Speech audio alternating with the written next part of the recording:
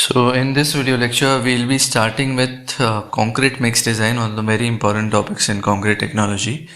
And this is the first example in which we'll be designing a mix for M40, that is 40 megapascals of strength. And while we are going with the numerical, I'll be explaining you the steps. Now there are in total 10 steps involved in this. Using those 10 steps, we can easily find what is the mix proportion for any kind of design basically, and we'll be solving along with this numerical. In the next numerical we'll be solving using fly ash, that is substituting the cementitious material using fly ash. After that we'll be substituting it using GGBS, and after that we'll be designing a high strength concrete, that is M70 concrete. Okay, now this lecture has become a little bit lengthier, but the next 3 numericals that we'll be solving, they won't be as much lengthy. Data given for this particular numerical is, we have the type of cement, which is PPC, and specific gravity of that cement is given as 2.88. Maximum cement content whatever is required is given from the clause 8.2.4.2 of IS 456-2000. Second, the site conditions are given. So the exposure for that site is severe. Workability required is 75 mm, and this 75 mm is because the method of placing of concrete that we are using in this is chute method. So chute is nothing but we'll be placing it like this through that RMC. This is called as a chute. So directly the concrete would be poured through the RMC mixer. Degree of supervision is good. Fine. After site conditions, we have what admixtures we are using. So we are not using any mineral admixture. Mineral admixture means the fly ash is there, then GGBS is there, silica is there. So we are not using those mineral admixtures. If we are not using mineral admixture, so specific gravity is also of no concern. Chemical admixture we are using superplasticizer of 1% by the volume by the mass of the cement, and specific gravity of chemical admixture, that is specific gravity of superplasticizer, is given as 1.145. Pozzolanic material we are not using here, basically the silica will come, then specific gravity of pozzolana will also not be there for this particular numerical, but in the later numericals we will be using all of them. Aggregates. Now we have 2 aggregates, coarse aggregate and fine aggregate. Fine aggregate we'll be using of zone 2. I'll explain you what this zone is basically. And then we have water absorption of coarse aggregate and fine aggregates. So water absorption is for coarse aggregate given as 0.5% and here's 1%. Moisture content in both of them is nil. So they do not possess any moisture content. The type of aggregate we are using is crushed angular aggregates, and the maximum nominal size is 20 mm. So this video is also for those who work on site and who are designing a mix for site. So according to your site conditions, these values will definitely change. For crushed angular aggregates, generally all the data is generally given for crushed angular aggregate in the IS code. This is the latest revision of 10262. It was revised in 2019, and most of the data in this code is given for crushed angular aggregate. If you have a rounded aggregate or sub angular aggregate, then you will have to change the data appropriately.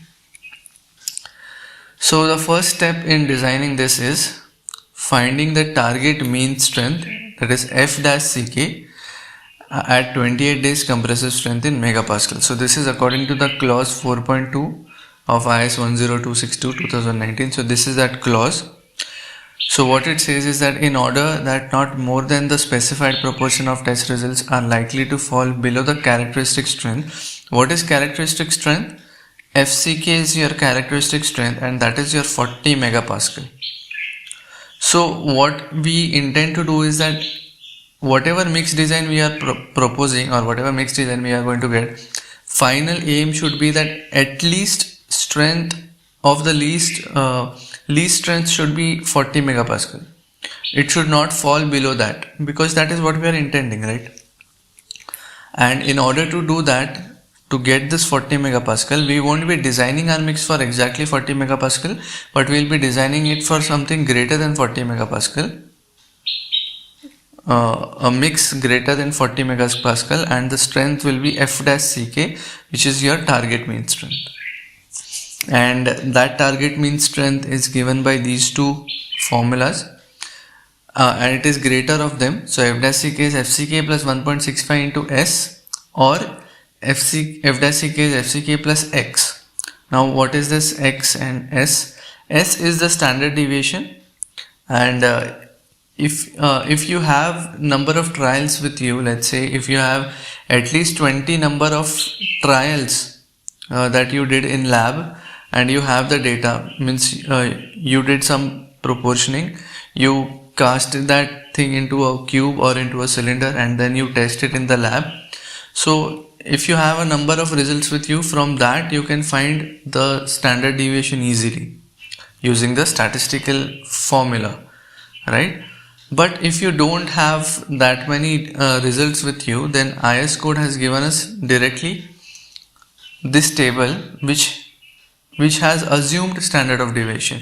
So it is table 2 of IS 10262 2019, and according to grade of concrete, it has given us the standard deviations.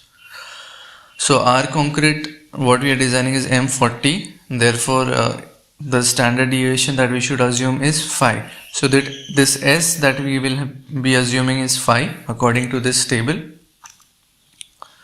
So 40 plus 1.65 into 5 is equal to 48.25. Okay, and from where this 1.65 comes, it is actually taken from some other codes as well, and from a lot of data. This is what says that only 5% of the results are allowed to be less than 40. So for example, if you are casting 100 cubes, then 95 of them should have strength greater than 40 MPa. Only 5 cubes are allowed to have strength less than 40 MPa. Okay, or if you are casting 20 cubes, then only one of those 20 cubes is allowed to have strength less than 40 MPa. The second criteria is F dash CK is FCK plus X. So the value of X is directly given for different grades of concrete, and it is table 1. So for M40 it is given as 6.5. So 40 plus 6.5 is 46.5, and we need to consider the greater of these two. So the target mean strength for us will be 48.25. We will be designing our concrete for this target strength. Step 2 is approximate air content. Now this is given in clause 5.2 of IS 10262 2019. What it says is approximate amount of entrapped air to be expected in normal non-air entrained concrete is given in table 3.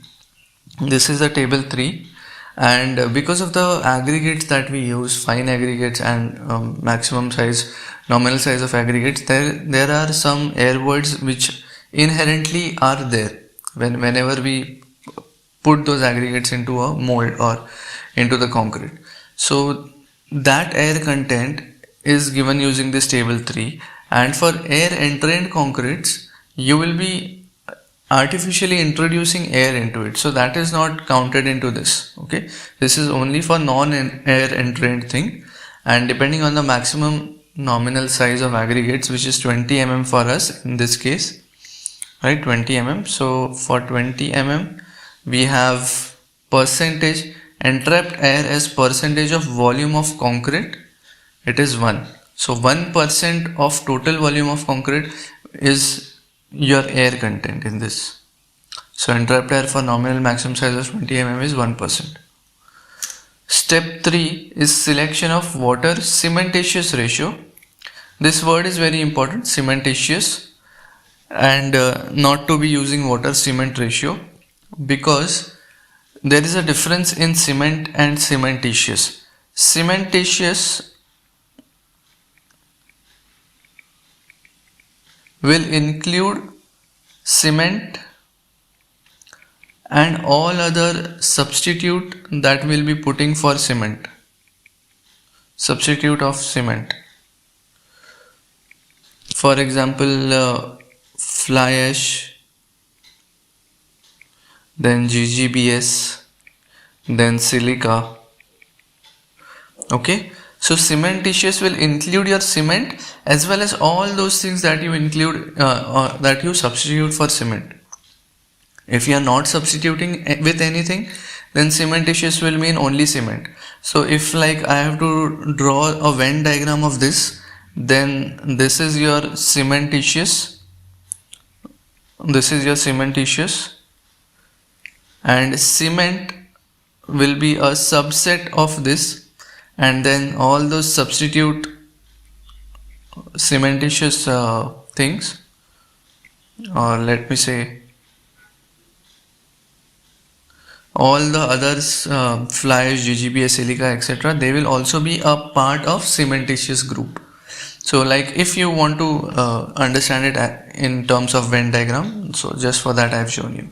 Okay, so this water cementitious ratio is what we are going to get from this particular curve. Okay, not the water, even though it is written as water cement ratio, but we have to consider it to be water cementitious ratio. And there is clear distinction when I mention here cementitious and cement, because certain parameters of IS codes are given only for cement, certain parameters are given for cementitious material. For example, the maximum content of is given for cement and not for cementitious material. Likewise, we'll understand it later on when we do it. Right. So the water cementitious ratio is given in clause 5.1, and we have to take it from this figure. This is figure 1, and for our 28-day target strength, target mean strength, and the grade of concrete that we are using. So grade is like 43 grade, 53 grade, 33, 43, 53 grade, right? Or some above grade. For that, we these curves are given. The curve 1 is for 33 grade. This is for 43 grade, curve 3, curve 2, and curve 3 is 53 and above that. Okay. The cement type that is given to us is PPC, and no grade is mentioned. So I'll be assuming a grade of 43, OPC grade 43, and these, yeah, again these curves are not given for PPC, they are given for OPC. Okay, ordinary Portland cement, not the PPC, pozzolanic Portland cement, no. So here you will have to assume certain things. You will have to assume OPC 43 as a trial mix, and then you will have to cast it using your PPC cement and then check whether you are getting that strength or not. If you are not getting it in the lab, then again you will have to revise it using these curves.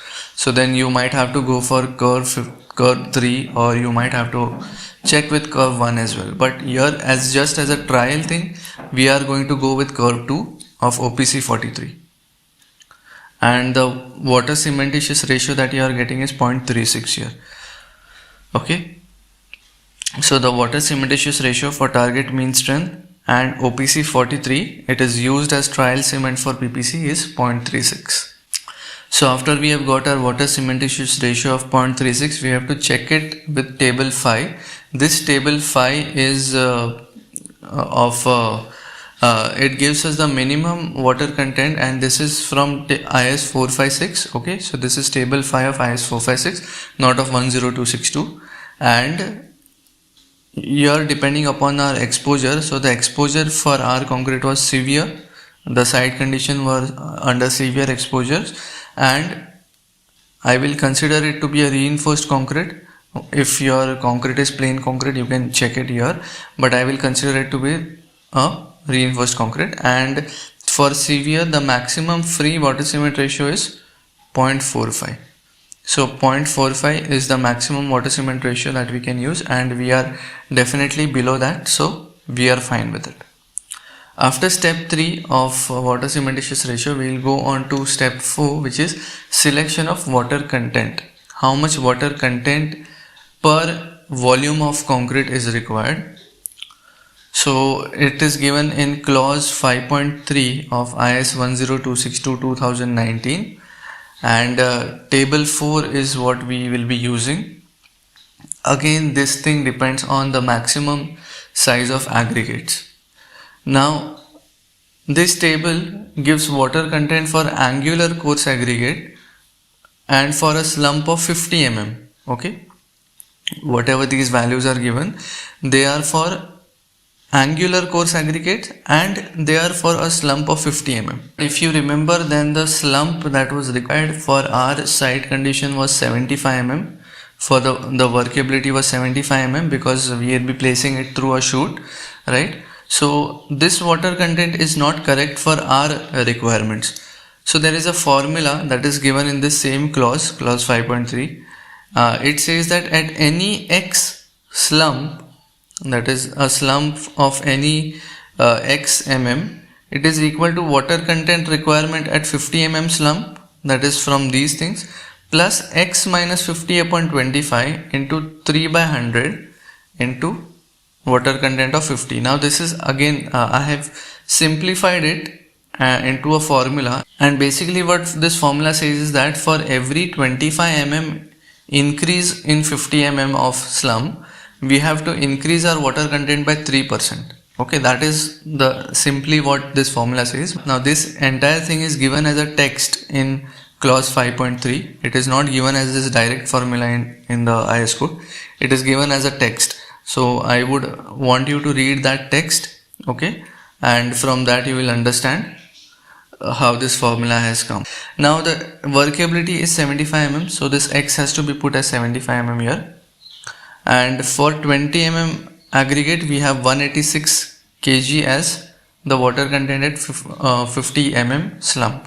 So 186 plus 75 minus 50 upon 25 into 3 by 100 into 186, this gives us 191.58 kg, and this is per meter cube. Basically means this much water is required for 1 meter cube of concrete. Okay, now after this, if you remember, we are also using super plasticizer, right? So in this same clause, it is given that for water reducing admixtures, reduce water content by 5 to 10%, and for super plasticizers, reduce water content by 20 to 30%. Okay. Now, based on the trials that you do with super plasticizer, you can see we are using 1% super plasticizer, and we will be reducing our water content by 23% for 1% of super plasticizer. Now, from where did this 23% come? It is based on the trials of super plasticizer, and it is seen from those trials that if we use 1% of super plasticizer, there is almost 23% of reduction in water content. Please note that this will again depend on what super plasticizer you are using on your site, and whether you have performed any trials on it or not, or whether the vendor who is supplying you the super plasticizer, is he mentioning that how much water content this super plasticizer is going to reduce. So everything will be available with you. This data has to be available with you. Okay, I would request you to not go with any guesswork. You either conduct trials for estimating that how much water content will be reduced, or you ask it from the vendor who is going to supply you the super plasticizer. Here, according to the trials, we are taking 23% reduction. So this water content which we got, we have to reduce it by 23%. So basically I will multiply it by 0.77, right? So now water content at 75 mm slump is 147.5166. I will round it up to 148 kg per meter cube. Okay, so this is the water content that we require finally. Step 5 is calculation of cementitious content. Again, the word cementitious comes. It means that we are calculating the total cementitious, means with cement plus if we are using any substitute material, that is what we'll be getting here. Now cementitious content is water content upon water cementitious ratio. It is logical, right? Water cementitious ratio is nothing but water content upon cementitious content, isn't it? So we just take the cementitious content here and water cementitious ratio down, we'll be getting our cementitious content, and we have both of them with us, and this is given in clause 5.4.1 of IS 10262 2019, and this cementitious content should be greater than or equal to the minimum cement content given in table 5 of IS 456 2000. So you see that in concrete mix design, IS 10262 is not the only code that we are referring to. We are moving back and forth between two codes, that is IS 456 and 10262. So let us see what we get here. 148 divided by 0.36 is 411.11. I will round it up to 412. Actually, you know what you should do? You should not round it up. Basically, you should round the value. When I say round the value, it means that if this is 4.411.11, you should round to 411. If it is 411.56, you should round it to 412, like this. So rounding up and rounding down, these words I won't be using. I'll be using round, but here I think I just made a mistake and it is 4. But it does not matter. Okay, you are using more cementitious content, that is better always. But for your calculations, I would suggest that you round it, not round up, not round down. You round the values. Fine. IS 456 table 5. This gives you the minimum cement content, and for severe exposure and reinforced concrete we have 320 kg per meter cube of minimum cement content, right? So this is definitely greater than 320, right? Yeah, so it is greater than 320 kg per meter cube, so it is fine. And since we are not using fly ash GGBS in this particular mixed design, therefore this cementitious content entirely is your cement. Okay, since we are not substituting it with any other filler material. Maximum cement content is, again this is from IS 456 2000, clause 8.2.4.2, maximum cement content not including fly ash. Now please emphasize on this word. It is not maximum cementitious content, but it is maximum cement content, and it is 450 kg per meter cube. So this should not exceed 450 kg since it is just cement. So this cementitious content in this numerical is just cement content, and we are getting it as 412 kg per meter cube, which is less than 450, so it is fine again. Alright, and this concept will be more clear to you when we move on to the next mixed designs, which will include fly ash and which will include GGBS. So I would request you to watch all these videos thoroughly. Step 6, proportion of volume of coarse aggregate and fine aggregates. Now these zones of fine aggregates and everything about the aggregates is given in IS code 383, and the latest revision of 383 is 2016. So let us move to that code for a little while.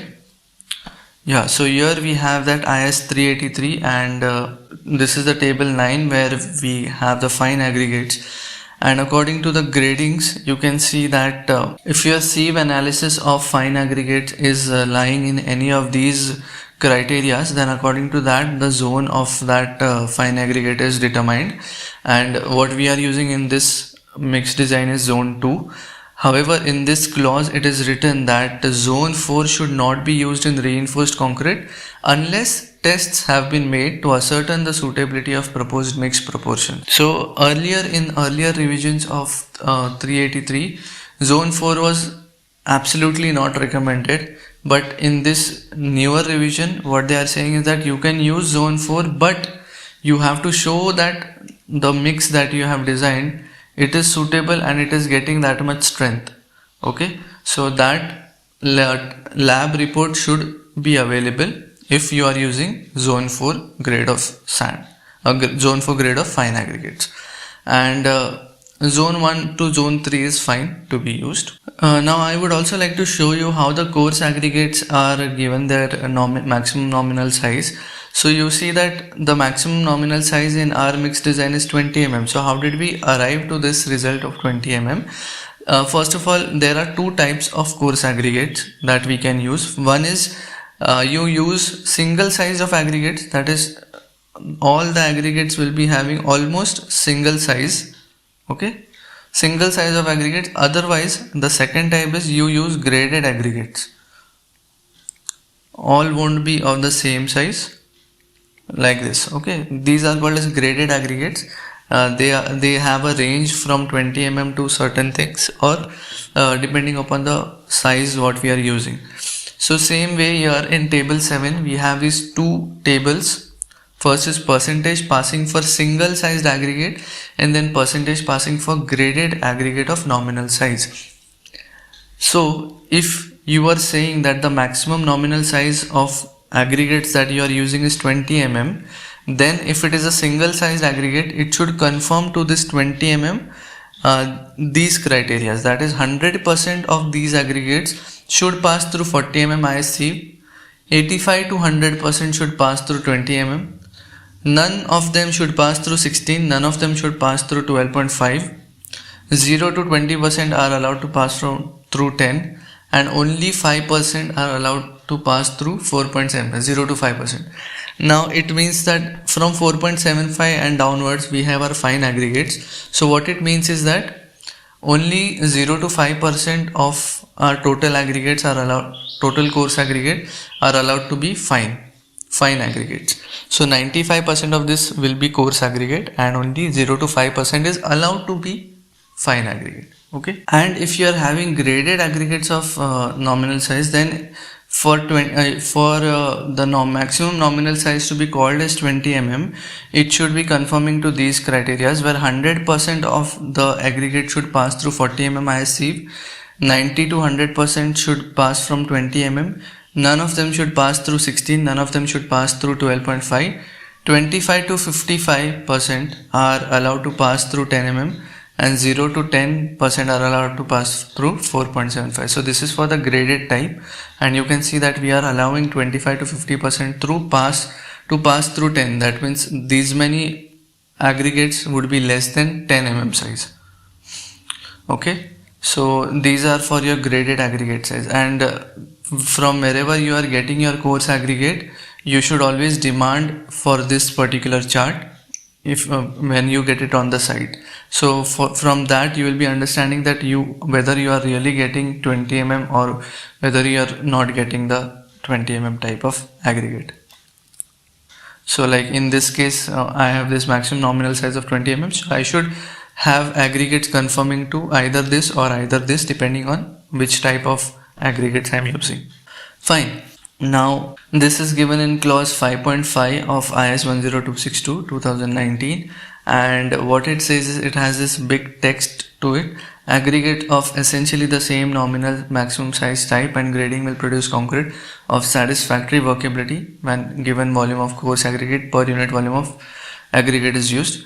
Approximate values for this are given in table 5. This is the table 5 of again 10262.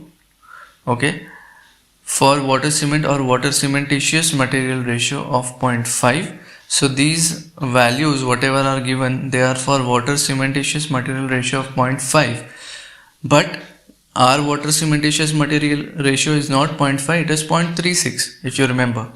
Then what should we do? Then here they have written that it may be suitably adjusted for other ratios, and the proportion of volume of coarse aggregate to that of total aggregates is increased at the rate of 0.01 for every decrease in water cementitious material ratio by 0.05, and decreased at the rate of 0.01 for every increase in water cementitious ratio by 0.05. This text I have converted it into formula, so you better remember the formula. And what it says is volume of coarse aggregate per unit volume of coarse aggregate of aggregates is water volume of coarse aggregate at any water cementitious ratio of W is equal to volume of coarse aggregate at 0.5 water cementitious ratio plus 0.5 minus W upon 0.05 into 0.01. This text I have converted this into formula. We have our water content of 0.36 and here for maximum nominal size of 20 and zone 2 we have 0.62 as the volume of coarse aggregate. So 0.62 at 0.5 of water cementitious ratio plus 0.5 minus 0.36 upon 0.05 into 0.01 is equal to 0.648. Okay, so what this is giving us is that this 0.648 means of total volume of aggregates we have coarse, we have fine. So total volume of aggregates, coarse aggregates are 64.8% and then remaining would be fine. So 1 minus 0.648 is 0.352, so 35.2% are your fine aggregates. I hope you understood this. Now we will be proportioning all of them. So what you have to remember here is all the specific gravities. So for cement we have specific gravity of 2.88. For superplasticizer it is 1.145. For coarse aggregate and fine aggregate it is 2.75 and 2.65. Okay. Now I will be proportioning all of them for 1 meter cube of total volume. So a concrete of 1 meter cube, for that how much quantity is required, that will be proportioning. Okay, so volume of entrapped air, if you remember, it was 1%. So volume is directly given as 1% of 1 meter cube, it is 0.01 meter cube. Okay, second, volume of water. Now for volume of water we have water content which was we found, so the mass will be 148 kg. Specific gravity of water is 1. Volume will be, what is the relation between mass, volume and density? Density is mass upon volume, correct? This density can be written as specific gravity into 1000. So volume will be mass upon specific gravity into 1000. Okay, so using that same concept, mass upon specific gravity into 1000 is 0.148 meter cube. Volume of cement. Now mass of cement that we got using our calculation was 412 kg. Specific gravity of cement we just saw in previous slide, it was 2.88. So 412 divided by 2.88 into 1000 is 0.1431 meter cube. Then volume of chemical admixture, we are using 1% of superplasticizer and that 1% is volume of cementitious content. So here since cementitious content is entirely cement, so it is 1% of 412, so it is 4.12 kg. Specific gravity is 1.145 of superplasticizer. So the volume will be 4.12 divided by 1.145 into 1000. This much is the volume. Then total volume of aggregates E is, now remember that these volumes that we got, they are from your 1 meter cube.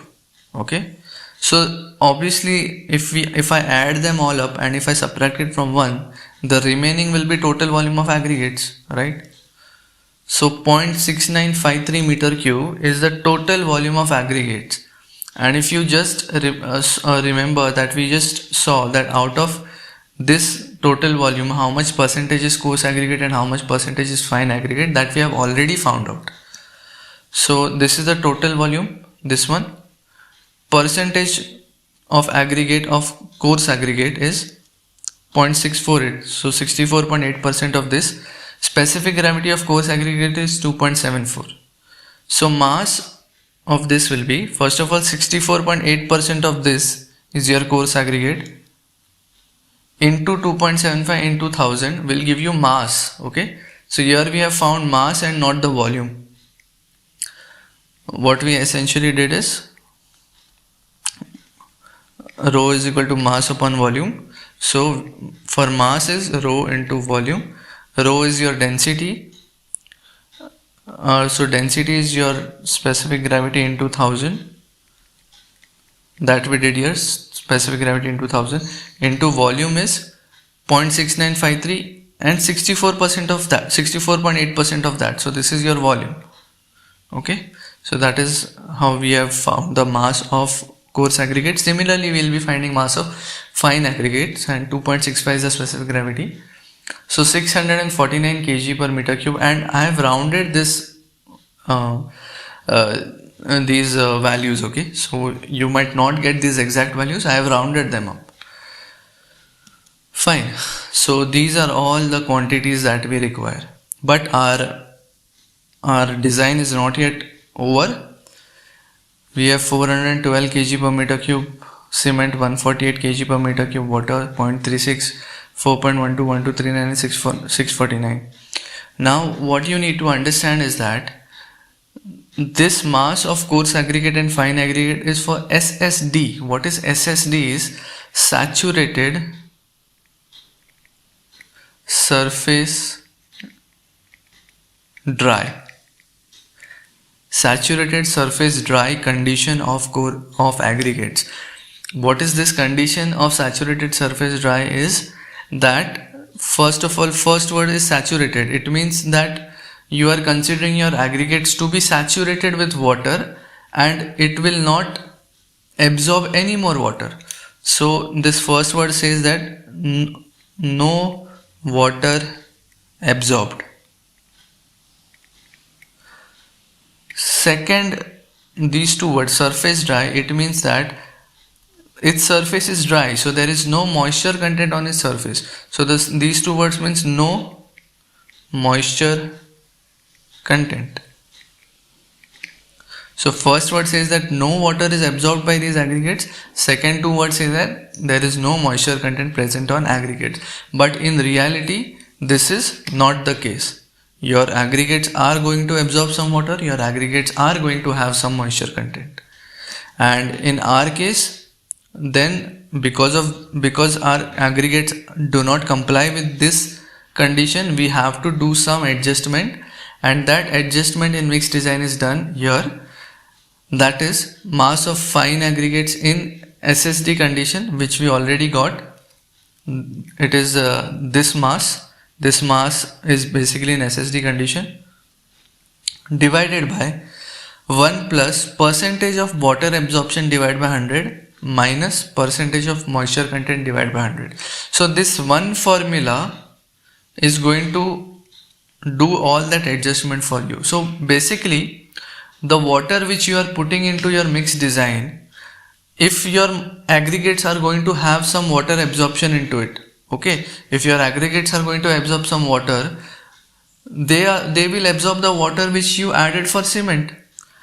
Basically, the water that you add in concrete mixed design is not for aggregates. It is not meant for aggregates. It is meant for cement, for the hydration purpose.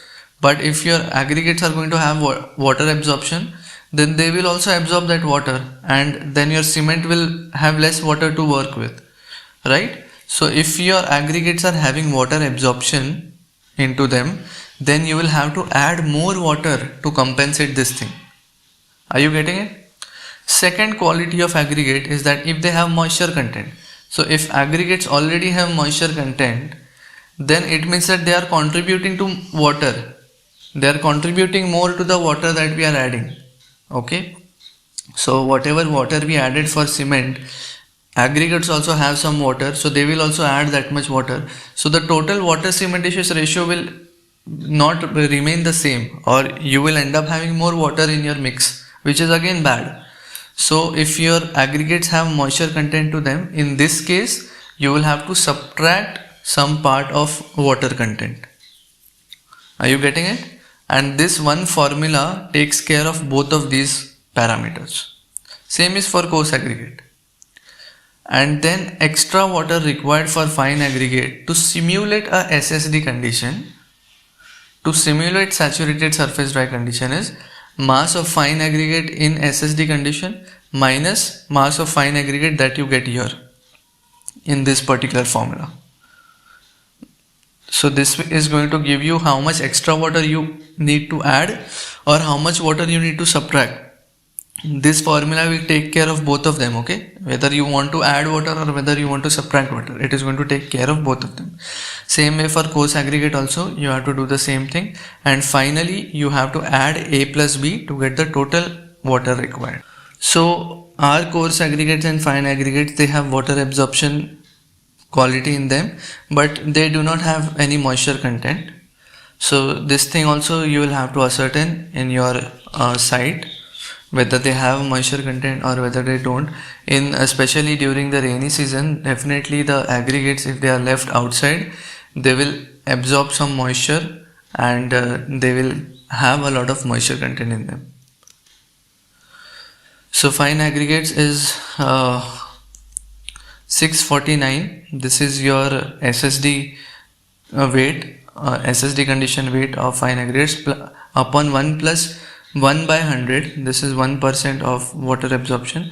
Moisture content is 0. This gives me 642.57, which is approximately 643 kg per meter cube. So how much water I need to add?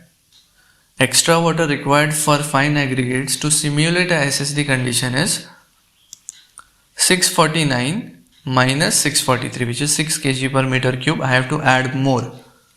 Then for coarse aggregate, 1239 kg per meter cube is the SSD condition mass upon 1 plus 0.5 by 100 minus 0 by 100. This is the moisture content, 0. So it gives me 1232.83, which is approximately 1233 kg per meter cube. So again, how much extra water I require for coarse aggregate is 1239 minus 1233 is 6 kg per meter cube. So total water required is, earlier it was 148 kg per meter cube was required. You add 6 plus 6, which is 160 kg per meter cube. Now total water required will be 160 kg per meter cube.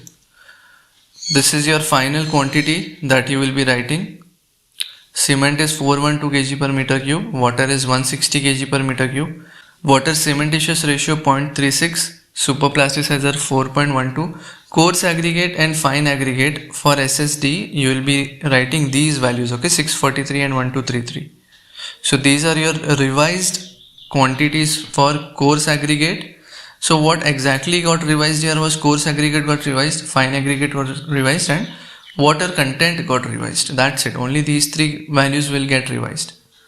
After the final mix proportion and the adjustments, this was for the trial mix 1, okay? So whatever proportioning that you got, that you saw just now, that was for trial mix 1, where the workability of trial mix 1 shall be measured very carefully, and you should ensure that whatever that 75 mm of workability that you intended, whether you are getting that much workability or not, that has to be ensured. Second, it has to be ensured that there is no segregation and bleeding in the mix. If the workability is not as prescribed from the trial 1, then we'll have to go for trial 2. And what is there in trial 2 is, in this trial the water content or admixture content is varied. So here that water content of 160 kg per meter cube that you had got, that you will be varying in this and then the water cement ratio is kept same as trial 1. So that 0.36 what you had got, that will remain the same. Workability and other properties are again checked after this trial is done. So again you will be testing for the cubes or the cylinders that you are casting using trial mix 2, and you will check if workability is proper or not, and if there is a segregation and bleeding. If again workability is not as prescribed from trial 2, then we'll have to go for trial 3 and 4. Now what happens in trial 3 and 4 is, the water content and admixture you will keep same as what you had in this trial mix 2. The thing that you will be varying here is water cementitious ratio by approximately plus minus 10%. So here like you have to do different mix trials to get what exactly is desired in the mix design. So this was it for today's lecture. In the next lecture, we'll be doing some different mix trials, some different mix designs. Till then, take care. Thank you.